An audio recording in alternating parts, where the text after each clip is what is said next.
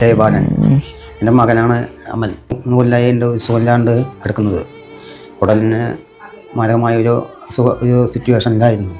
അപ്പോൾ അതിന് സർജറി കഴിഞ്ഞു. അതിൻ്റെ ഒരു ചിലവും കാര്യങ്ങൾക്കും എന്നെക്കൊണ്ട് കൂടാത്തൊരു കണ്ടീഷനിലായതുകൊണ്ടാണ് ഞാനിപ്പോൾ ജനങ്ങളുടെ മുന്നിൽ കൈ നീട്ടുന്നത്. അസ്സലാമു അലൈക്കും. മുഹമ്മദ് അലിച്ചാരിയുമാണ്.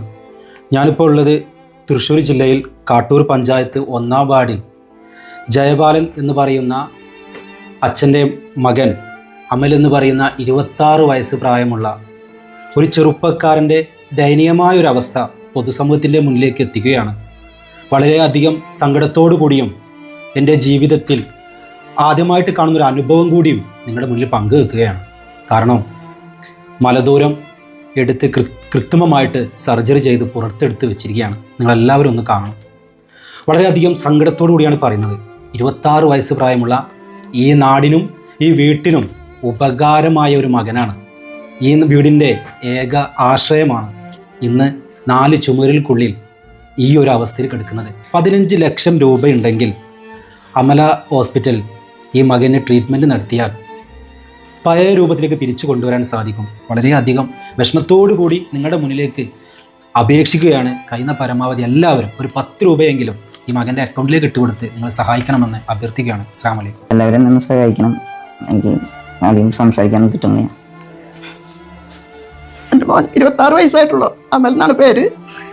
അവന് കുടലിന് അസുഖം ബാധിച്ച് ഓട്ടകൾ വന്നു. എമർജൻസി ആയിട്ട് ഓപ്പറേഷൻ ചെയ്തു.